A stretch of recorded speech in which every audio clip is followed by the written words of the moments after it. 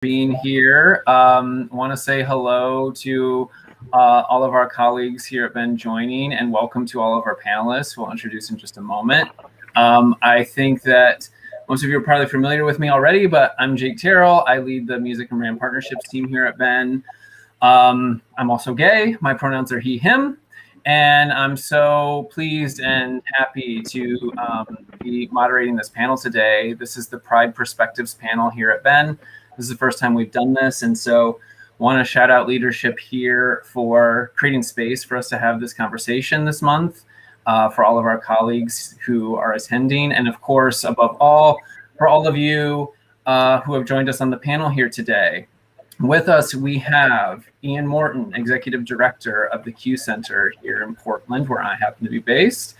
We have Christopher Williams, Principal Partner at People Development Atlas, and someone with significant experience in the intersection of DE&I and entertainment. We have Paul Dien, who is President and Chair of the Board of the It Gets Better Project, as well as leading strategic partnerships at Good and Upworthy. And Xavier Frye, singer, songwriter, musician, and entrepreneur, who leads the funk band The Selective Collective and is also pursues his own solo projects. Thank you all. Welcome. Thank you so much for being here. I know that among this group, we have a ton of great experience and perspective when it comes to representation, both in terms of society and professional environments, as well as in art and the stories we tell and what those environments and stories say about where we are and where we're going and where we might aspire to be. So if I could, I'll first just turn to a round robin of further introductions from yourself. If you care to share your personal and or professional context in which you approach the conversation here today, would really appreciate that. And I'll start with you, Ian. Thank you so much. My name is Ian Morton. My pronouns are he, him, and his, and I am the Executive Director at Q Center of Portland.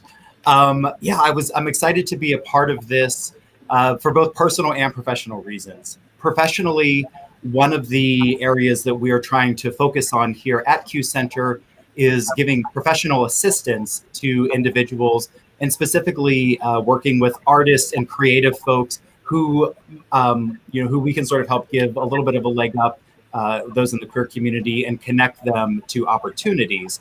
Personally, way back in the day when I was a little Twinkie, I used to sing in the Knoxville blues circuit, and I would sing them blues. And I had someone approach me about coming to Nashville for doing a demo, and that same person then saw me at a gay bar the next night and was like, "Oh no, you were good, but we can't do anything with you if you're going to be out and gay." And then he asked me back to his hotel room, which I at least have the dignity to say no.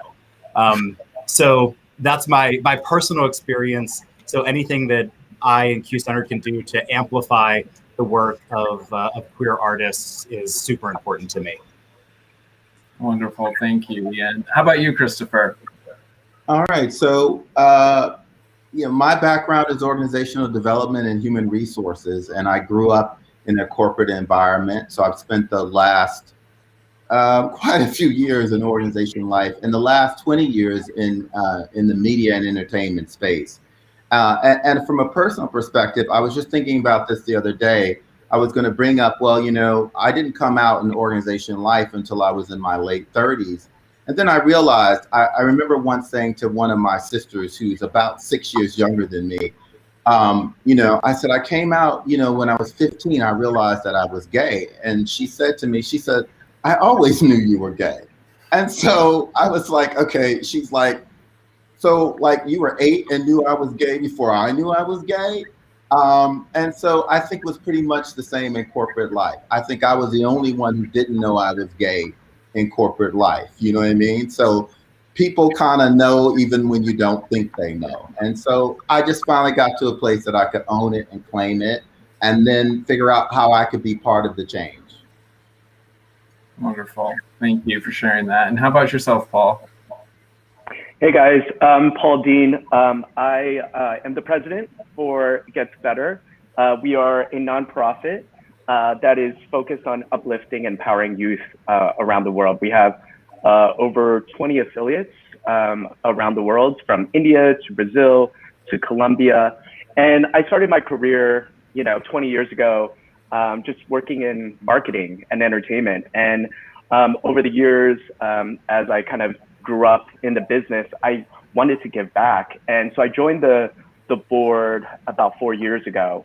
And it's been an incredible journey. And, I feel like every year Pride becomes more dynamic and more corporate, but, there's a lot happening right now in our nation in terms of culture wars. And so I think it's really important for us to continue to have these conversations about kind of where our community is going, the intersectionality of and the diversity of our community. So I'm really excited to be here on this panel today. Great, thank you. And last but certainly not least, Xavier. Hi, everybody. My name is Xavier Frye. I am, I use he, him pronouns. I would probably identify more as a pansexual. I'm kind of a equal opportunist as far as all that's concerned. As long as you present yourself well and don't creep me out or something, you might probably work it out. I have been making music since I was about 14, been playing guitar for about that long, and I've also a thespian, if you will. And you see my background here. This is my workspace, office space. I am an entrepreneur. I work from home. I do human design charts and readings and life coaching and helping people work through their blocks and traumas and things so they can live better lives. And I go by the tag of Lion Lightworker if you're interested in checking up on me in any of those places. But yeah, I'm happy to be here. Thanks for having me. I'm glad to be a part of this conversation. Thank you. Yeah, thank you. So pleased you're here, and thank you all for that.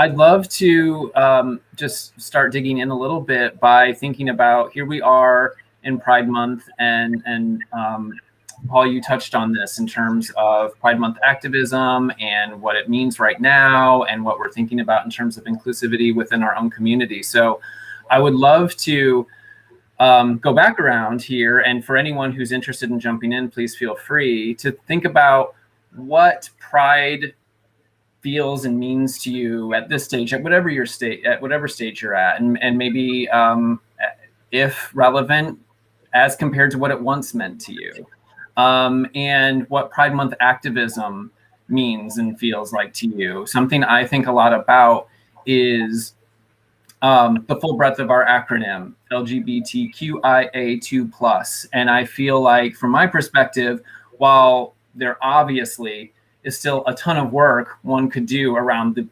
beginning part of that acronym, the further down you get, the less awareness there is, the less representation there is, the less understanding there is. So if you agree, is that an area of focus for yourself personally or for your organizations?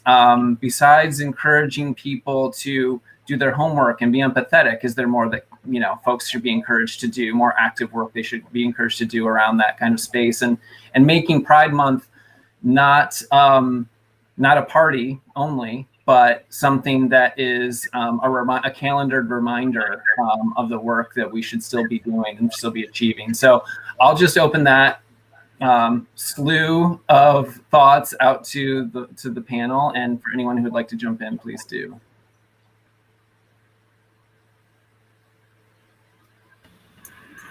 I'll pop in real quick. One of the things that, I definitely, you are correct about as you get further down the acronym. And I've actually seen some push recommending that we started with 2S LGBTQIA+, and really as a prioritize Indigenous folks, Two-Spirit folks, whenever we say that. But as we head down the acronym, especially once we get past the LGB, during Pride Month and throughout the year, as much as I'm going to say it, pay people for their labor. Because we have these amazing creative folks, especially within queer and non-binary communities, that are doing their work for free, and sometimes they're doing it to uplift their own community, which is amazing. I just experienced one of the best DJs I've ever seen in my life or heard in my life, a trans woman of color, and she's doing most of her work for free for the community. So we're looking here to try to get her booked, but Two-Spirit artists, BIPOC trans women, find ways to incorporate and reward them for their work during Pride Month and throughout the entire year. Absolutely. And to that end, something that Christopher, you and I spoke about when we connected yesterday was, as but one example, trans representation. And you posed the question, how many of us have worked with a transgender person?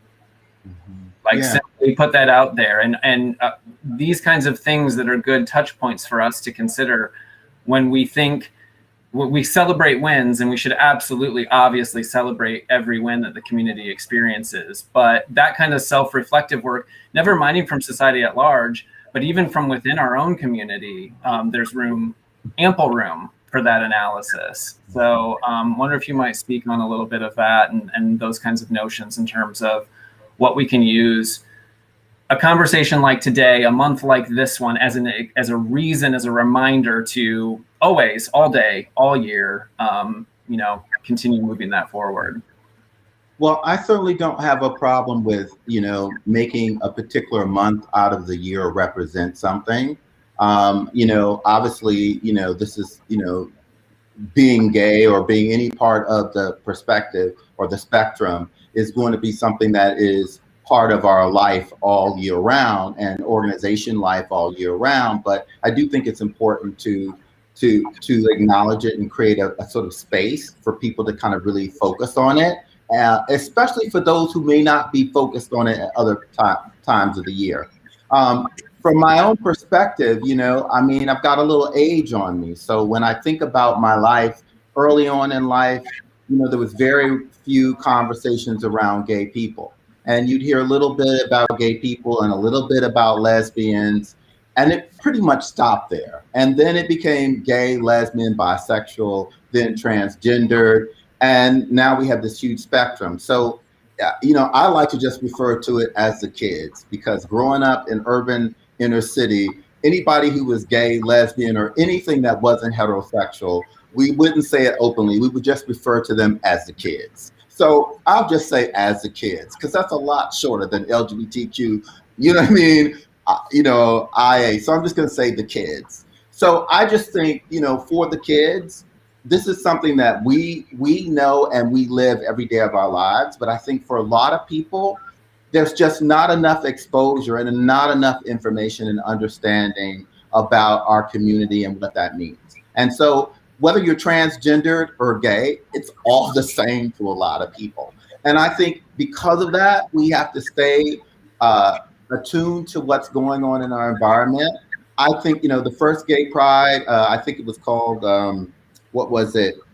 Gay Liberation Day in 1970. And so that's like 50 years ago. And I still don't think we've accomplished, a lot of the things we need to accomplish. And because of that, we have to pay attention to the bouncing ball. I'm looking at legislation that's, I think anti-transgendered. We have to pay attention to that and always push back and be at the forefront. Maybe not all of us are activists, but we can join the conversation and we can help others in the conversation.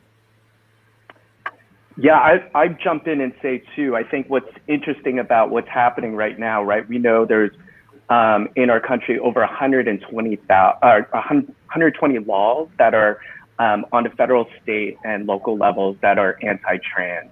At the same time, 70% of Americans are okay with same-sex marriage. So I think we have to use these kind of moments in the culture to continue the fight. It's the fuel for what we do, right? So it's great that, I can have the privilege of being a cisgendered gay man that's out in my corporate job.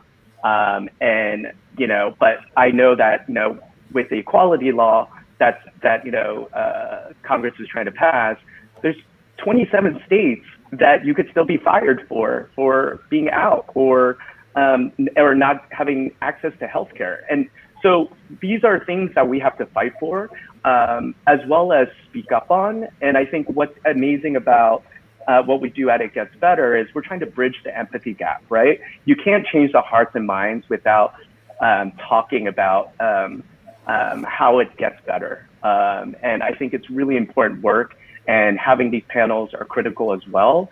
And especially for our allies who help lift us up and support us, because I think it takes everyone involved, not just the LGBTQ community, because there's so much intersectionality with, the whole spectrum, as you mentioned. Yeah, absolutely. A fantastic point. And I mean, speaking of which, and what one can do, whether you're a member of the community or an ally there too, in sort of your own backyard, if, as it were, to in furtherance of all of the above. So when we talk about or think about how we lift up the community and how we empower representation and create safe spaces and things like that, I'd love to talk about that from everything from, as I sort of mentioned at top, hiring practices, recruiting, and representation in art, which again, we have a ton of perspectives here on the panel that can speak from any and all of those angles. So Ian, I know that you're only with us for a few more minutes, so let me start with you on this question in particular. Could you share your thoughts on how organizations might sincerely endeavor to reach queer candidates and to provide nurturing, safe environments for them? Speaking for myself, I'm 40, and here at Ben is the first company I've ever worked for where I feel proudly, safely out, that I have had zero qualms about that, and that has been, celebrated versus something I felt like I ought to play close to the vest. So I know that I work for an organization who is sincerely interested in fostering those kinds of environments and in recruiting both candidates and interns from underserved communities and things like that. But that work must always continue. And these ideas, to Paul's point, are particularly valuable to our allies who maybe aren't always in a conversation like this, the way we might be even semi-casually sometimes. So Ian, would love for you to opine on all of that, if you would, please. Sure. I think, again, as we've sort of said, it's the responsibility of all of us, and especially for someone who is at a LGBTQ plus center. I take our work extremely seriously when it comes to finding ways to amplify the voices of queer artists. So it takes these partnerships and it takes these conversations. And that's one of the main reasons I'm excited that I've got Jake actually here in Portland with us, so we can kind of continue that. But we need to determine what are the ways that we can identify and keep linked in to opportunities for advancement for queer artists. As many of you know, and as I'm sure Xavier will probably speak on, during that time when you're trying to launch and establish your brand, when it comes to any sort of artistic endeavor, you're sometimes working 2 or 3 jobs just to keep a roof over your head.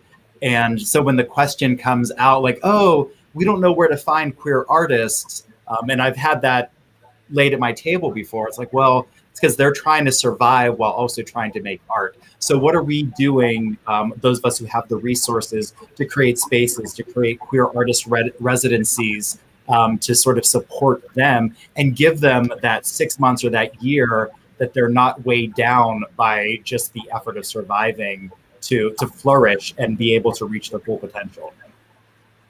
Yeah, absolutely. It's a beautiful point to make. And Xavier, I would love for you to chime in here if you'd be so inclined and share that from your perspective and what your experience has been like. And then also, if you're interested in doing so, what your perspective is on the space in general. I mean, certainly this does get better all of the time. I find myself this month excited about, for example, how many the spectrum of Pride playlists on Spotify that feature Latinx queer artists and trans artists. Lil Nas X is having like the greatest year ever, and it's thrilling, things like that. But from your perspective and in your own experience in your own life, what has it meant to be a queer musician and to hold space and anything related there too that, you know, is from your come up and your effort in the space.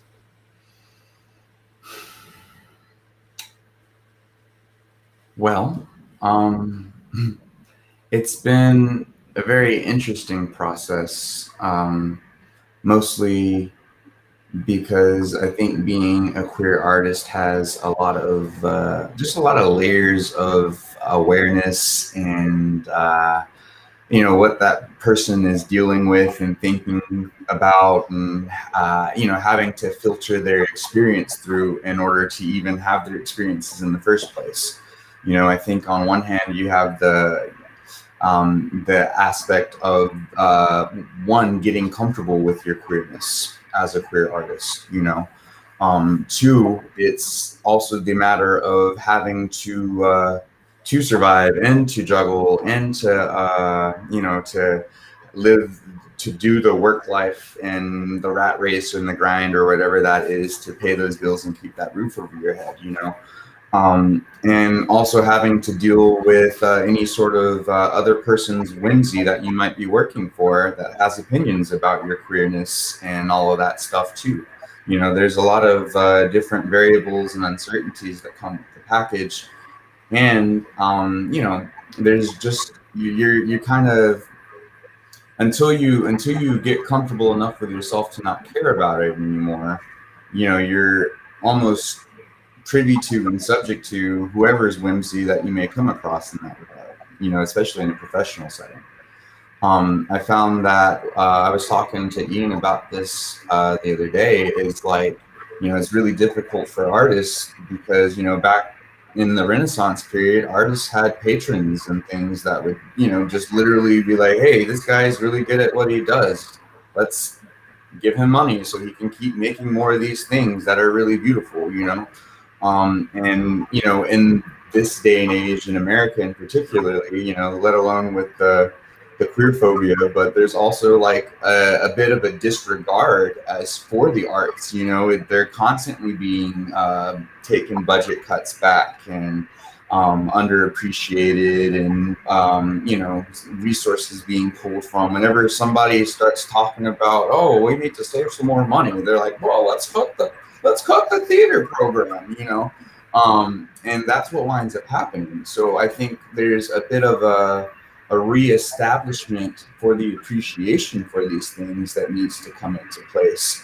And also, like, you know, reestablishing a normalcy for those kind of behaviors and assistance for these artistic endeavors and things like that. You know, I think people kind of, like I said earlier, there's just not the appreciation of it back in the day is night and day from now on, you know.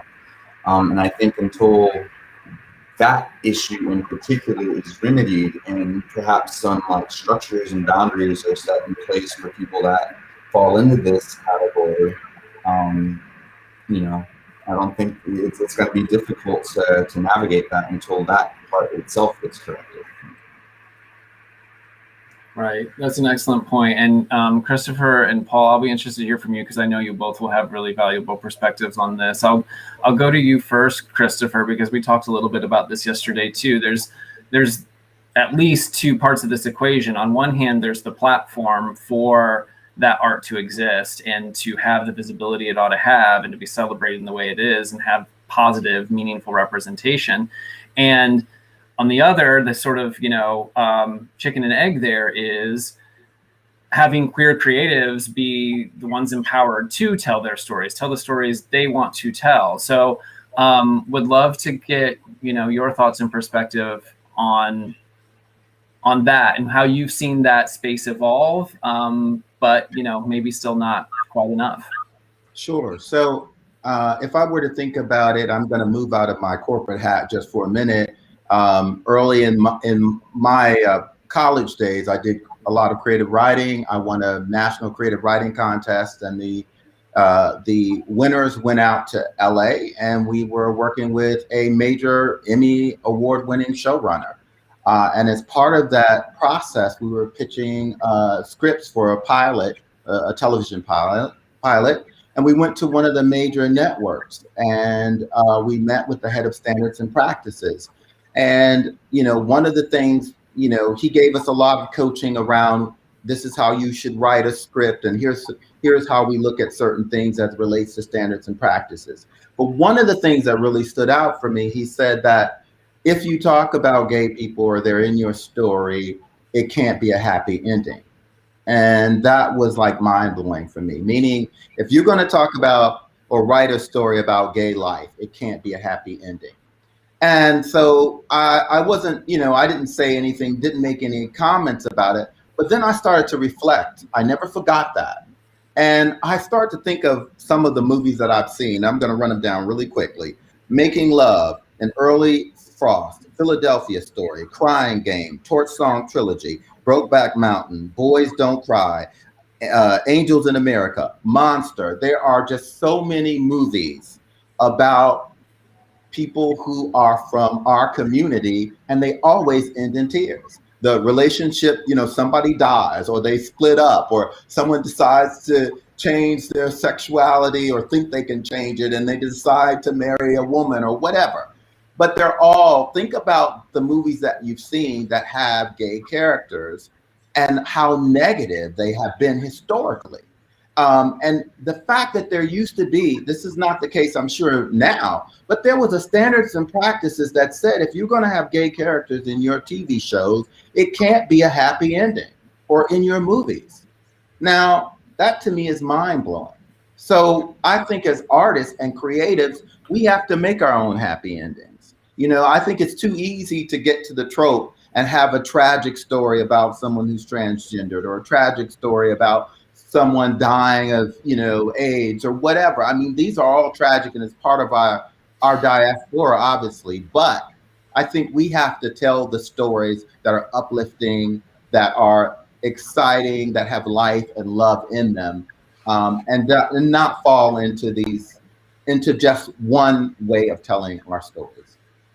Absolutely. And I'll pause here really quickly just because we need to let Ian bow out. Ian, thank you so much for joining today. Pleasure having you, and we'll catch up on the other side. Thank you so much for having me. And y'all, great to meet you all. Thank you. Bye-bye. But of course, Christopher and crew, we should linger on this topic. Absolutely. It's something that I couldn't more wholeheartedly agree with. That absolutely has been my experience. You on one hand, as any member of any marginalized group, strive and yearn and find yourself longing to see yourself in some way reflected back at you. That's clearly universal experience and sentiment from any marginalized group, as far as I've witnessed.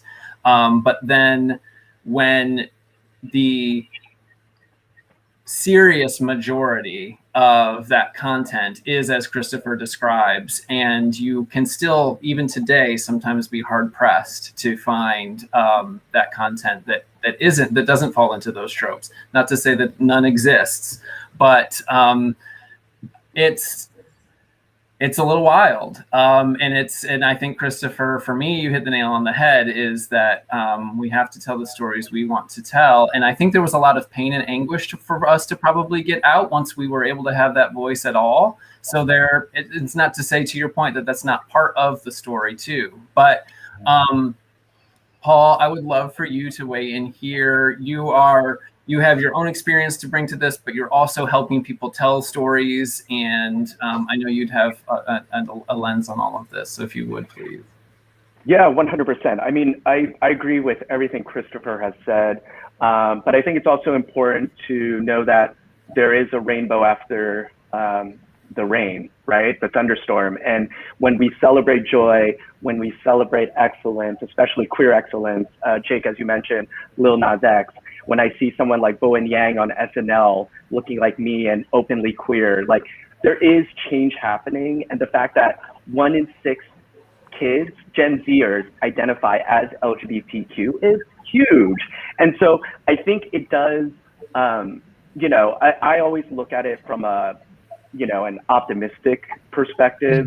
And I think the more we create these stories, the more we champion these stories, the more we elevate these stories, it's just going to be better. And at the end of the day, you know, I'm with my corporate hat as a marketing executive with over 20 years, we know money matters and money talks. And we know that LGBTQ consumer economy is over $9 trillion. I want to say that again, $9 trillion.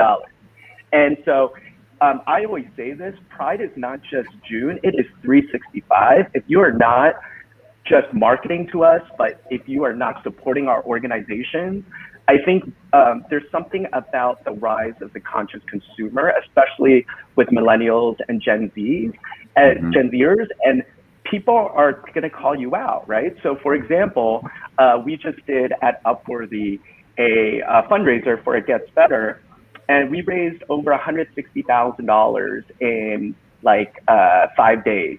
And because the CEO of Chick-fil-A continues to support anti-LGBTQ organizations. And we launched this fundraiser called Pride Chicken.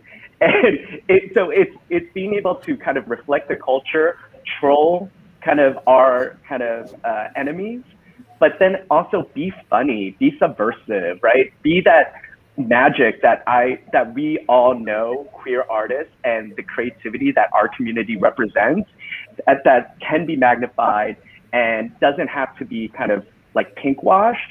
And so I think there's something to be said about kind of aligning ourselves with the right brands, the right organizations that can champion the good work that everyone's doing. I really think that was quite an excellent tactic there, Paul, to just like mirror them and make fun of it a little bit while still being fabulous and hilarious at the same time. I think, quite frankly, that is probably one of the best tactics to get anybody to change their perspective, is to get them to laugh at themselves or to laugh at the issue, to laugh at it in a different light, I think on the same note of what I'm sorry, I've forgotten your name. Charles, is that right? No. Christopher. Christopher. Christopher, sorry. Christopher was saying about all the movies being sad and stuff about, queer life and all that in general. And that's a very true thing. And I think on some note, there was a bit of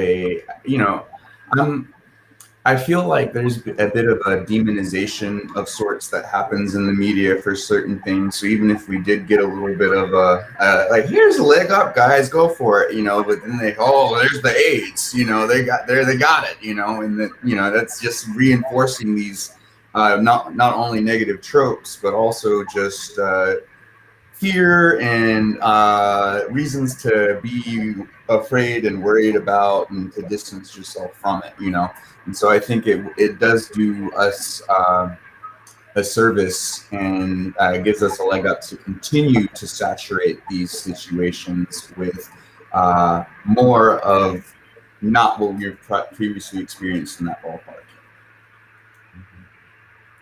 Yeah, absolutely.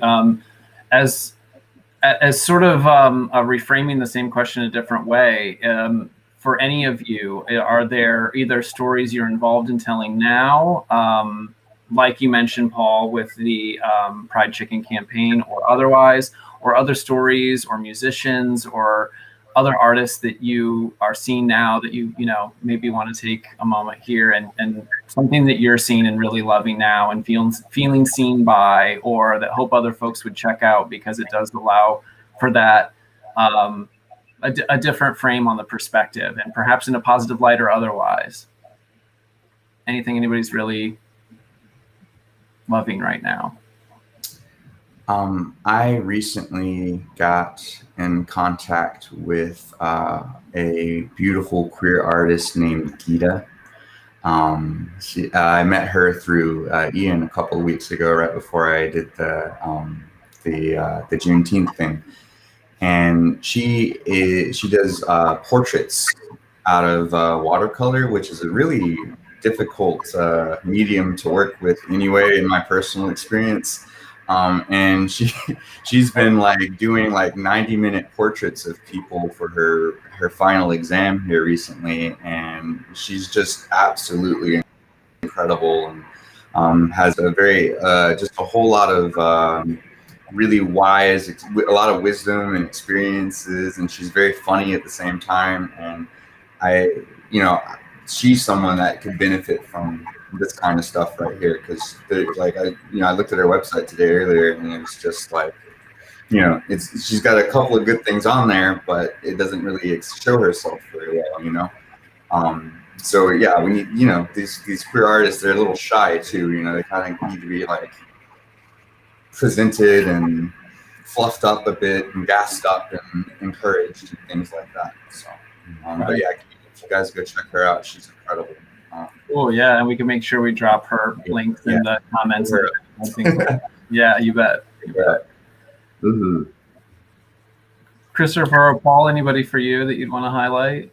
Well, I'd actually like to kind of something that Paul said earlier in terms of the marketing of, it's amazing to, look at your LinkedIn or look at a commercial or anything that you come across in media and see the real marketing happening.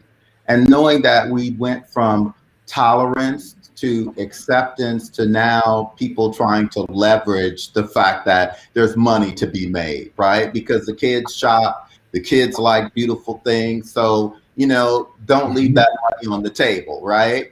But what I'm hoping to see is, because I've seen the growth, but I think that some people think that they're accepting when they're still just tolerant. And I don't really need that anymore. I don't want your tolerance or your acceptance. I really just want to truly be in the mix and bring every part of me. So I do see that is happening more, and that's what I'm excited about. I can't think of one specific individual, but I just see that more in terms of what is happening in kind of on the social plane right now. Yeah, that's absolutely fair. Something that I talked about internally here is that corporate logo slap that now you both have mentioned, and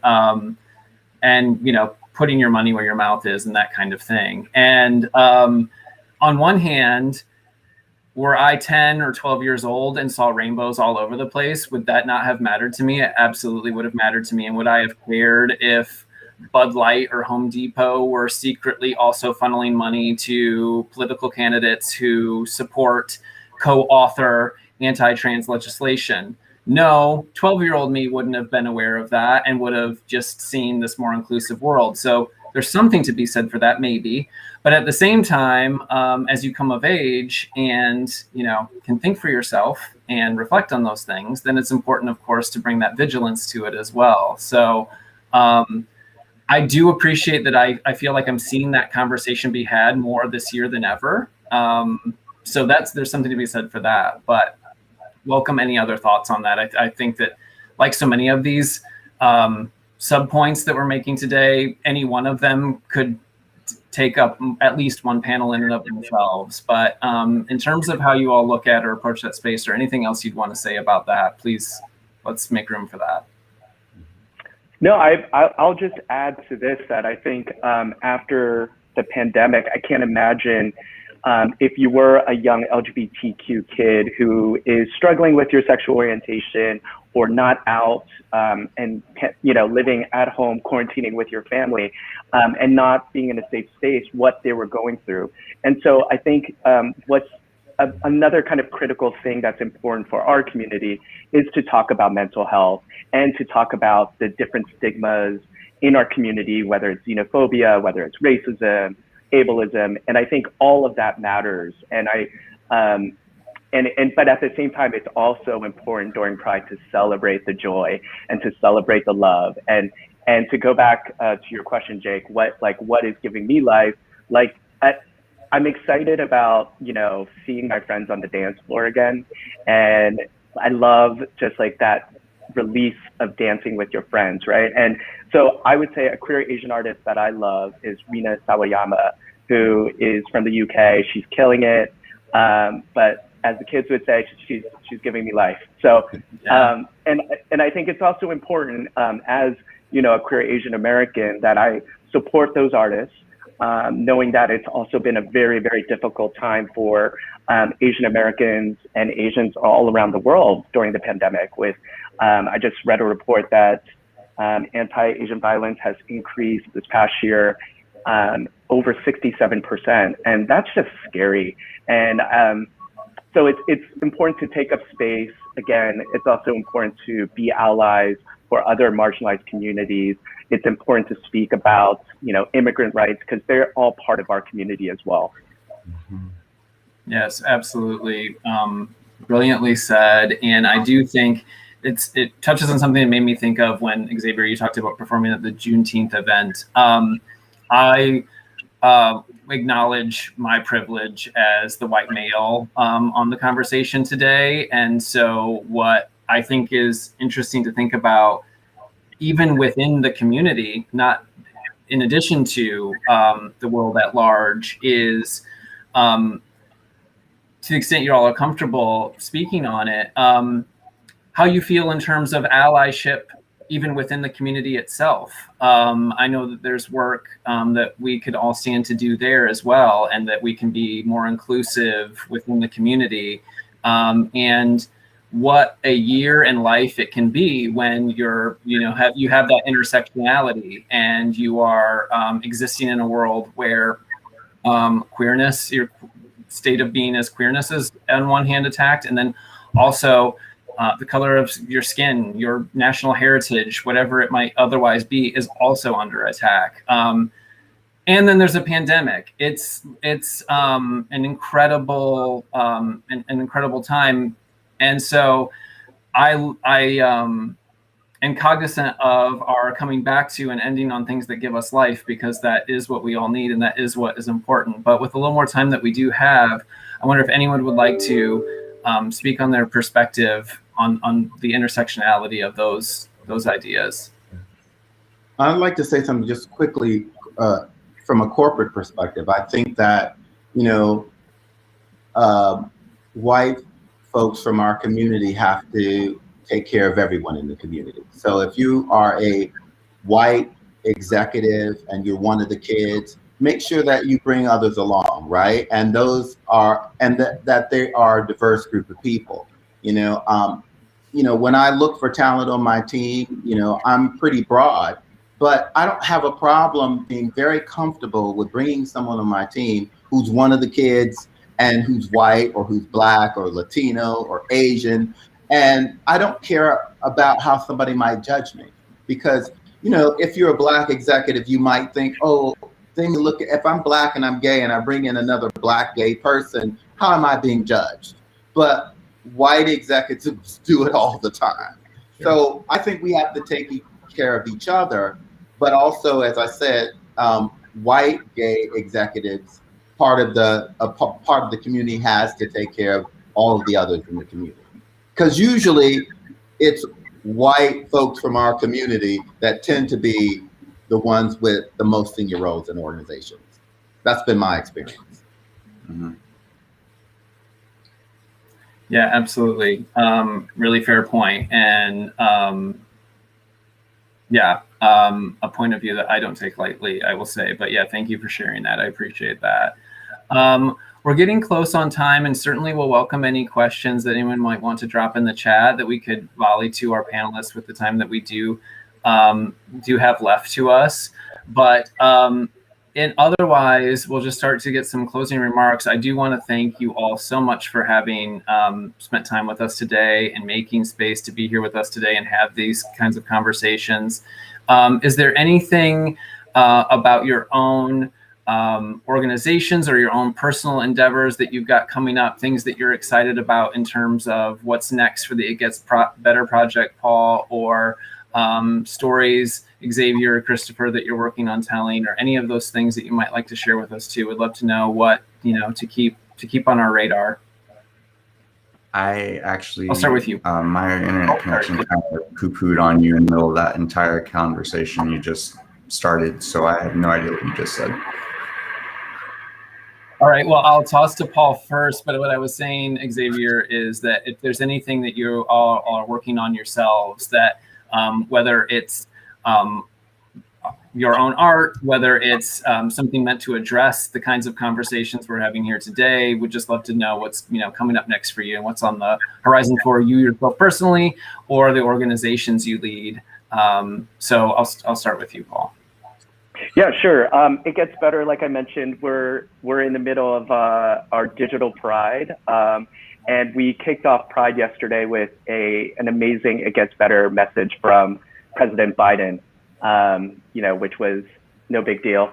And I think what's really exciting is for the organization, we are featuring and following some queer athletes for the upcoming Tokyo Olympics. So if you go to itgetsbetter.org, we'll be featuring them and kind of their journeys as out and queer athletes in Tokyo. So we're really excited about that. Amazing. Absolutely will do. That's great. Xavier or Christopher, anything you want to share with regard to your own personal or professional endeavors that we ought to keep an eye on? I'm just working with my band, making some music. We're working on an original album. We were quarantined from each other the whole year, so we've been like making separate tracks and emailing them back and forth to each other and sending them back. And so we're starting to put the ins and outs on that. So I'm excited about that. We haven't got a name for the album just yet, but we're just glad to put the catalog together at this point. And we're excited to be playing out this year, so keep an eye out for that Selective Collective in Portland. Can do, you bet. And I just continue to do work in the space of diversity, equity, and inclusion. And I'm working with quite a few clients right now, and it's been a good space right now because there's a lot going on in the space. And I'm working on a book, but people say they're working on a book and it takes a long time. So we'll see what happens with that. And my real sweet passion right now is how to support other people from my community or our community as they navigate the waters of corporate America. Because I think being part of our community and in traditional organizations, sometimes we need a little outside support and coaching to navigate the waters. Right. Yeah, that's a really beautiful idea, and something that we probably all have at one point or another, maybe without even realizing it, wished was out there along the way. So that's really important work. Thank you for it.